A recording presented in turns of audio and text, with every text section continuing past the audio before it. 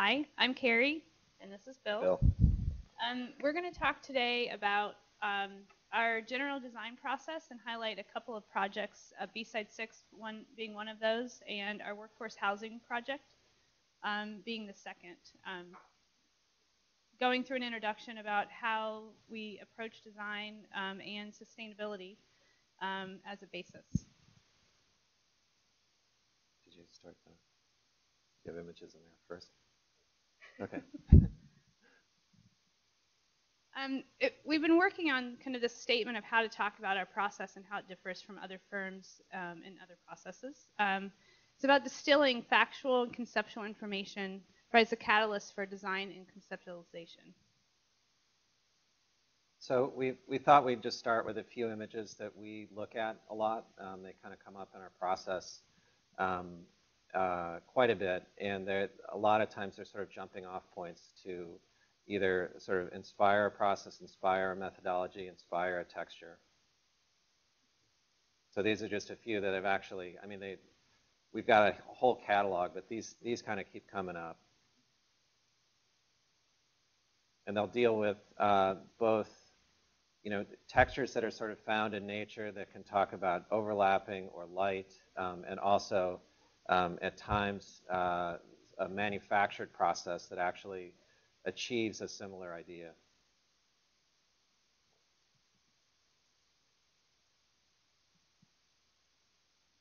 It's you.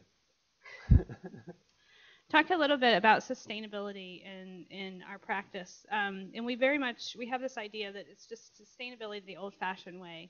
There's a lot of people talking about green building these days, and what we like to do is just kind of strip it back to the basics. And I don't typically do this, but I'm actually going to read a little bit when we go through the next slides. The thing about the projects that we've had the opportunity to work on is we don't have huge budgets. And a lot of times, I mean, I know there's a whole dialogue about how sustainable practices and green building don't actually cost money, but in the end, a lot of the more sophisticated strategies do. So we try to kind of keep it simple. So the first thing to always approach is just thinking about the site and the building. Sure. Let's give you a nod. The building is always sited in response to its environment, and whether that happens to be an urban environment or nestled into the landscape. But the building facade and how it's sited, it always has to deal with the environmental conditions of sun and wind and rain.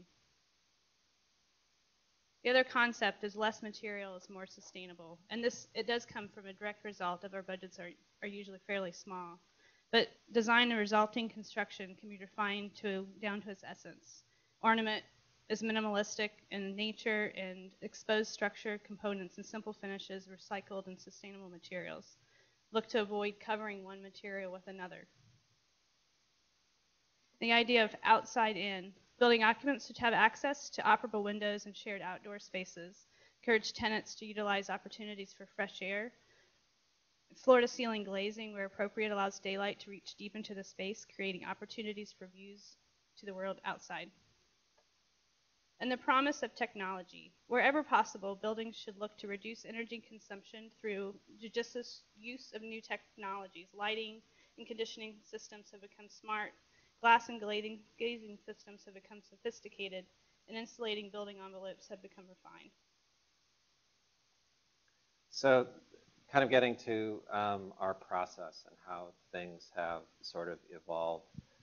We often look to some analogous structure, some analogous image, some analogous concept to actually dictate our buildings, whether it's sort of a project at the end of the Morrison Bridge and looking at that structure as sort of an example of a very pragmatic technology and how that actually adapts into a facade system that screens the west side and actually talks about a structure that sunshades from the south.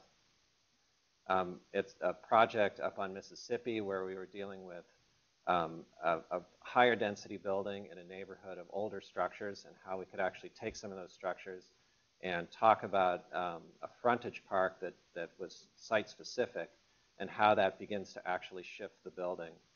Also looking at sort of historic concepts of how frame and volume can actually interact. This project actually looked at how we could get through ventilation, sort of larger work live spaces with through ventilation all the way through the building. Whether it's building specific, the Olympic Mills project, which you alluded to, was actually a grain elevator. So there were all of these structures within it, this kind of idea of liner and frame with the existing grain cribs, and how we actually took out the wood from the floor structure of the building, actually remilled it and looked at an architecture that dealt with this sort of liner and frame. And then whether it's also a kind of a tactile idea about force in a project, a theater project that we were working on, which was on a very constricted site, had a ramp system up the front because we were trying to get out of using an elevator, and how the sense of a mass of people inside the volume of the building might actually start to give it expression.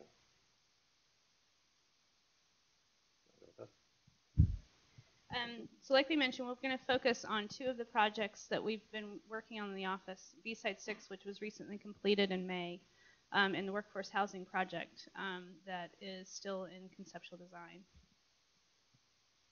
So the jumping off point for the Burnside building was a very limited budget, a very, very small site, and this idea of an elemental architecture. It was trying to, the clients actually wanted to recapture the kind of adaptability and industry of some of the existing warehouse buildings in the district. And so how do you actually start to address that with new construction? So we looked at a very simple diagram. It was actually a Corb diagram, one of the very first ones that talked about this kind of elemental frame and how actually a building could exist just as the frame. That was what we talked to a lot with the clients, was that with technology, with the site, with the structural system that we could employ, the building could actually be just the frame. So the site for this project is actually only a 38 by 100-foot site. It's along East Burnside. In the 1920s, the city of Portland widened Burnside to allow for increased traffic flow. But the result was that they essentially carved out the ground floor of a lot of the existing structures, and it created this arcade district. It's incredibly unique to anywhere else in the city that you've got this historic context that this slide highlights a couple of the existing arcade buildings that are kind of closer down on Low and Burnside. So this was actually almost the very first sketch we ever did of the building, and it kind of looked at a plan on the right with a very tiny site that could actually be divisible into even smaller workspaces, this kind of idea of incubator workspace. And then also an idea about a facade that its longest facade was actually running parallel to the main thoroughfare. It wasn't a frontal building at all. It was actually something that would be dealt with across its face. So how do we actually start dealing with this idea of being able to look up and down that boulevard even though our building was oriented a different way? These are a couple of the images of those historic arcade buildings.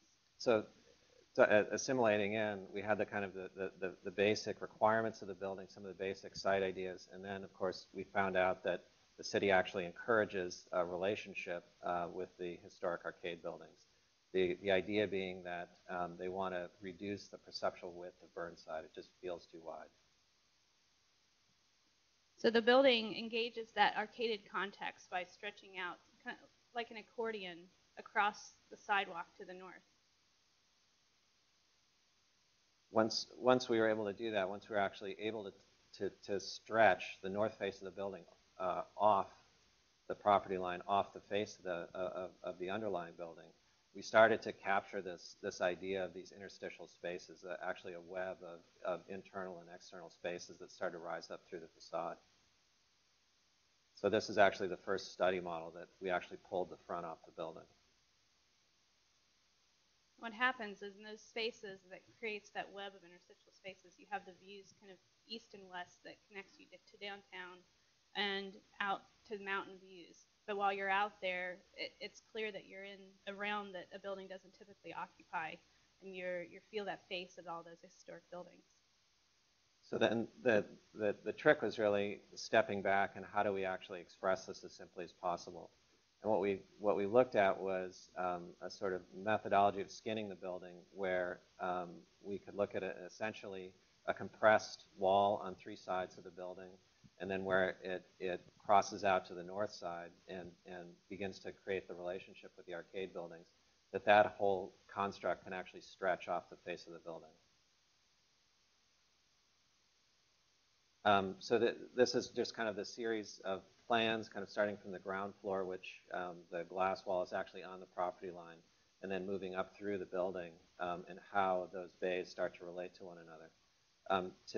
To actually create usable space in the building still needed the fire stairs, 2 fire stairs, elevator, bathrooms, shafts.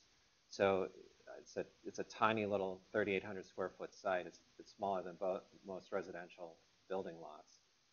And how we actually looked at cramming that stuff into the back corner of the building, which posed some structural issues because it gave us a really twisty building.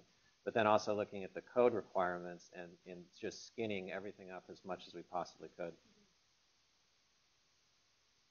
We also looked at, it wasn't just the north side, but it was creating balance on the south side also, where we're going to get a lot of the solar gain. So that south side is actually insulated. It's sort of the idea of the fur hat and the swimming suit. The south side is actually a double wall of insulation, so that we could meet the energy code. And also what we began to feel like was it began to create a more of a sort of figural balance with the north side, where the north side is fully cut away. The south side actually presents a kind of a quieter facade. Part of the study is that when we start projecting out these spaces, is what is the relationship of those spaces? And to a certain degree, we set up a grid for the facade so that we have a standard window module.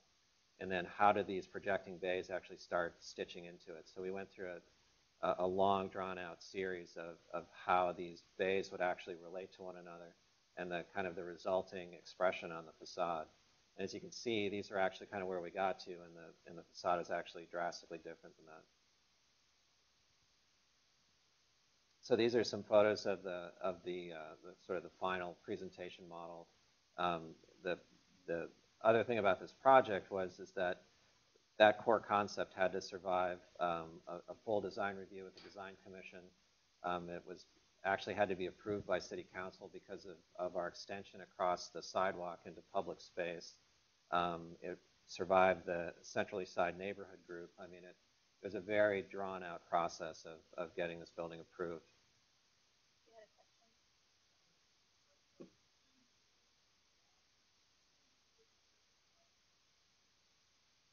It wasn't so much a percentage.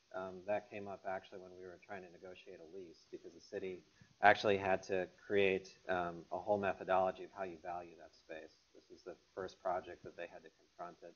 Even though it's been happening, they're trying to decide how to get revenue from it. So it was more of a design decision about how much of the space can we allow to come out over the sidewalk, but still allow it to breathe enough so that those spaces are still special. Right. There wasn't actually a limit on the amount of space. I mean, once we kind of crossed that threshold, it could have been the entire upper building, but it wouldn't be the same. You wouldn't be creating these little unique spaces with differing views. And actually, it would have been easier because part of the process of getting it approved, the major hurdle we needed to cross with the design commission was actually getting them to agree that it was an arcade building. And their definition of an arcade building, the whole facade would have projected, and we would have had columns on the ground. So we actually had to do about a 14-stage summary of why this is actually an arcade building. So just some of the drawings describing the building. I mean, you can see we tried to kind of create as straightforward of a matrix as possible to quiet the building down as much as possible, so that, you know, as we start to pull this thing apart, that it's still held together. This was part of the process of actually getting the building approved by Design Commission, and it really looked at the sort of elemental building, the slabs actually just cantilever straight out. The construction system that we use, the post-tension concrete, actually worked better when we moved the columns in a little bit and allowed both sides to cantilever out. The south side, where it's fully enclosed, where the elevators and stairs are, is actually a mirrored cantilever of the other side. And so it really balances out the structural system, allows us to thin up the slab. I mean, the project actually died for financial reasons, and part of the way we got it resurrected was we were able to re-engineer it and take an inch out of the concrete slab, take an inch out of the concrete, and take out rebar, and that actually helped. I mean, that's how thin the margin was on the project. And these are just some of the final wall sections, kind of showing the very flat building where all of the same layers are just basically compressed, and then how they begin to expand and project out over the sidewalk.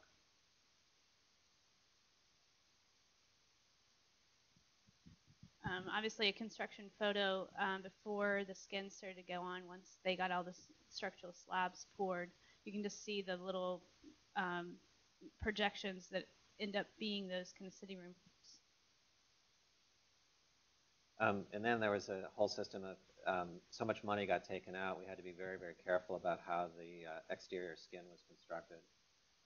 The metal panel we ended up with was, I think, I mean, it's like cheaper than what's the concrete panel stuff? I mean, it's just skinny down as much as possible. So we worked quite a bit with the fabricator to make sure that the whole mock-up process was tested out as much as we could. There are a series of final images. This is kind of standing in one of the city rooms looking back to the east. You can see the orange facade in the background is that one of the historic arcade structures. This is a view from the sidewalk looking back toward the east and some of those projections. View from above Ron Tom's patio.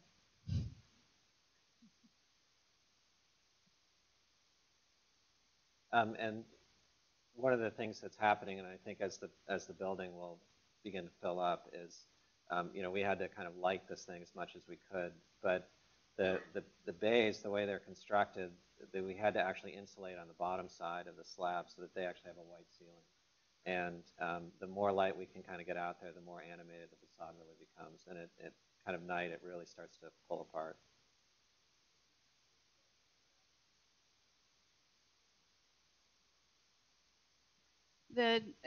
So in the underside of those city rooms, the slab is just exposed on the outside, and then there's actually on the upper side of the slab, in the interior space, there's a recess in that slab, and frigid insulation is on the interior. It's actually a third up floor. And then on the rooftops of each city room, it's exactly the same detail, except the rigid insulation is then on the top and to the exterior. The profile of the slab as it projects out is exactly the same, whether it's underneath a habitable space or actually underneath the roof. And we dropped it down to create a curve and then sloped it out. And so that gave us room to insulate a little bit under the floor, but also provide drainage. I mean, once we actually provided the drainage, we needed to insulate from below sufficient space. This is the last image before talking about the next project. So this is a project that we've been working on for about 8 months now. It was actually a joint endeavor between private developer and the PDC. And the whole premise of the project is, and it kind of goes along a kind of basic sense of sustainability, is how do we make our city sustainable? And it deals with high density affordable housing. And it straps across this kind of median of what's called workforce housing is about 90% MFI, so it's not fully subsidized, but it's actually the kind of working poor, which unfortunately architects are grouped into. So that's the way it goes. The site is actually up by the Rose Quarter. It is centrally located to all kinds of public transportation, the streetcar loop, the MAX station. I think, what's the statistic? It's within a couple 100 feet of 14 different transit stops. Yeah. So it's the idea that this building, which will have no parking, is sustainable in the sense that it's conveniently located to both shopping but also public transportation. Just a zoning map, which was part of the presentation. The site is a 10,000 square foot site. It's zoned for high density with a 9:1 FAR and a height limit of 250 feet. So one of the mandates of the project was dealing with this idea of family housing in the city. And the city of Portland has actually looked at how do we actually keep the city viable and sustainable by having larger apartments that families can actually live in within the central city. Yeah, and there was a competition, I think it's been a couple years ago now, for courtyard housing. And the core focus was to draw families back into the central city. So we took that as kind of a jumping off point, and how could we actually look at some of the objectives and goals of that and actually look at it on a very small site, on a high density site. So these were some of this is actually straight out of the mandate for the courtyard housing and about bringing families back in. And the idea is that also there'd be green space associated with housing, opportunities for water management, community interaction, and this idea of having secure space for children to play. So we kind of looked at this is a real quick series of diagrams of how we actually looked at it by compressing the courtyard, by actually rotating that axis, and having this idea where now we've actually reoriented the axis so sprawl can happen vertically. What it also looks at is potentially, just like in a true horizontal urban condition, that you could have this idea of two different buildings. This was the idea of actually bringing the courtyard up to lightened views, and then actually looking at what the meter of those neighborhoods would be, and it's basically floor levels. So go ahead. In thinking about that high density residential and high rise tower, again, this is kind of a diagram showing taking a high rise modern residential building, and this idea of slicing it and creating that space between, which is the courtyard. So kind of looking at other models of high-rise structures, by separating the building like this, what we're actually looking at now is the potential for structural transfer floors, which are expensive. But we're talking about a depth that's required to actually plant a floor, an elevated floor, and the ability to begin to look at these truly as separate buildings with separate mixes and potential of separate column grids. Once you've done that, that gives you an opportunity to actually begin to look at offsetting them so that we can look at solar orientation and how we actually get sunlight into that interior space. The other part of this project, particularly because working with PDC and trying to meet target residential goals for the city, and this thinking about in this idea of metrics, and there are a couple of different ways to think about it. Affordable housing is typically subsidized on a per unit basis. And for this project, because we were talking about changing that prototype a little bit and thinking about it as maybe it's not just units, maybe it's more about residents. So creating a new kind of metric for understanding what the end result will be. I mean, we got to the point through discussions where the money is tied to the unit, but the objectives are tied to the people. So how do you begin to reconcile those two things? So the other thing that we knew, kind of looking at the strategy of splitting the building apart, was that there was an absolute drop-dead efficiency for the building that we needed to achieve. And once we've introduced a tremendous amount of inefficient space, we need to look at how we can make the floor plate itself as efficient as possible. So we went through a series of studies where we kind of just took the components of the core that were going to be required and allowed them to shuffle around as much as possible to actually test efficiencies. You can assume efficiencies, but we actually went through and tested them and then looked at the resulting effect on the meter or metrics that we'd set up, which was the number of doors, the number of units, which is where the money is tied to, and then the number of people, which the social goals are tied to, and then the number of children potentially, and that would, I can't remember our exact criteria of how we established one child, but I think it was in larger units where you could actually have a bedroom for one child. So I think in the end, we looked at about 30 different core studies over the course of a weekend. Very minor shifts, but in testing and condensing and reworking, finding that most efficient core that would work for both different, what we're calling both different neighborhoods, the two different buildings, once you continue that core up. So what we also looked at on the money side of things is the large apartments, which are the social goal. They achieve the social goal the best, but they're the most expensive to build. The small apartments, which actually the money is tied to, don't necessarily get us that larger social goal of family housing.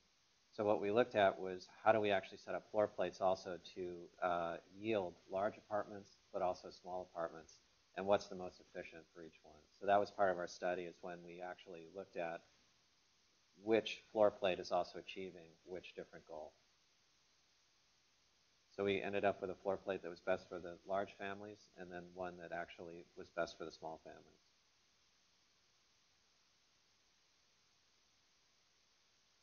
So then what we looked at was, kind of going through the system again, was if you take the two separate buildings, the two separate neighborhoods, and look at the optimal floor plate for both large families and small families, you can begin to use that transfer floor, the garden floor, as actually sort of a tuning fork, as a slider in the building, to then look at what are the overall goals for the project.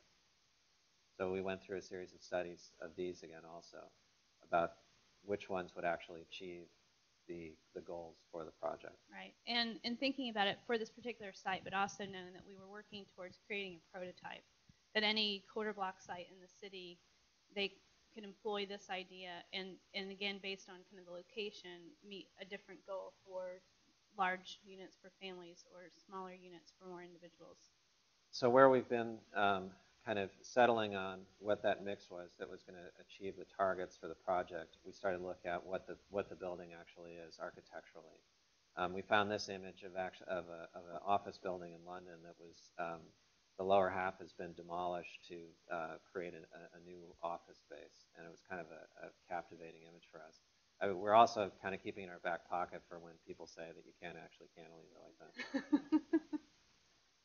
that. We've started to work through some early models of how that structural system might work, how you actually start to transfer the columns down from the upper floors actually down through the building, and how you actually transfer. The bigger thing is how you actually transfer the lateral forces down through the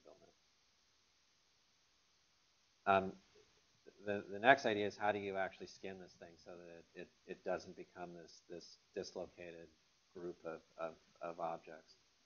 So we kind of look back at sort of the heroic era of skyscrapers, this kind of relentless continuity. And then another idea of how you actually start to, I mean, we always talk about you get a concept, you get it to work, and then you smack it once and then see what comes out of it. So it was really looking at how do you take this kind of, this heroic imagery for these tall buildings and then give it a smack. And so it kind of came up with this idea of distortion. That wasn't just a visual or a kind of surface view. It actually was also an idea of how do you begin to represent the internal spaces of a building when they're relatively monotonous in a tall building. So what we started to look at was this idea of taking the grid, of looking at apertures for a punched window building, because that's about probably all we can afford, and then how those internal spaces will line up on the exterior. And it got to this idea of quiet spaces and active spaces, so that your sleeping rooms would be relatively calm, quiet spaces. The living spaces would actually be active. So we looked kind of real quickly at what one of those kind of the internal quality of the kind of calm space. And then the idea of once you've kind of set up this meter of how you can actually activate those spaces and allow the grid to start to distort. Right. I mean, with the understanding that you set it up once for the lower building versus the upper building, and because the mix is going to be different, those spaces are also going to be different, and allowing that kind of transfer and inform between the two separate buildings, but still maintaining kind of this continuous expression. So yeah, an interior rendering showing the bands twisting, but. And then kind of putting it back together and seeing what we came up with. And this is kind of where we are in the project right now. The study models, looking at that sort of that middle band where the garden level is, and also an idea that there can be a community room associated with it to foster the larger sense of community interaction in the building, and what that space might be like. And then starting to look at how this building really sits in the context of the neighborhood, which it's a very, very strange neighborhood with, I don't know what the right word is for the hospital across the street, a mental hospital. There's a senior citizens home. I mean, what's interesting about it is it's all high density. It's sort of high density senior citizen home, high density hospital, and now looking at a new take on a high density vertical building.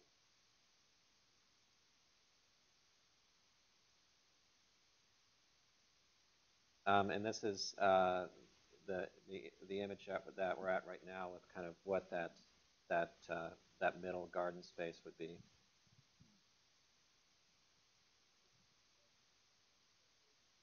No, the structure is internal. We looked at some ideas about sort of a stress skin, but that breaks down when you cut it in half. So basically, it's all internalized, and it was really dealing with the idea that we're going to need to do a sort of commercial window system versus anything close to a storefront or a curtain wall. Yeah, and so what you're seeing is the distortion on the facade is only relating to the spaces that's behind it, and as you get up to the two different buildings, the spaces shift around, and it's just responding to that.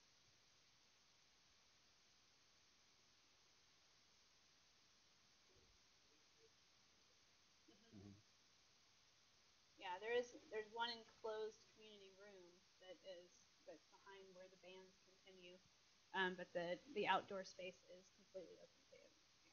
Yeah, so in that middle zone, the community space is kind of on the right, that room, and then it's about, I can't remember where we settle on, about 30 feet, which is the opening for the exterior space. So there's actually mechanical mezzanine over top of the community space. Yeah.